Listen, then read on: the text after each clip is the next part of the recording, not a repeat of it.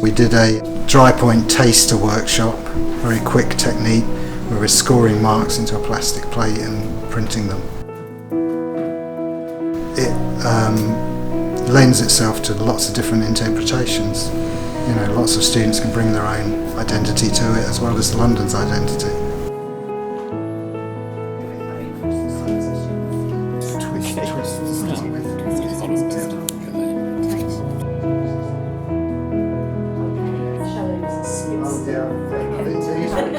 So one of the joys of printmaking is when they actually print the print and the print is revealed, they peel paper back and see the image for the first time, and that's quite spectacular really.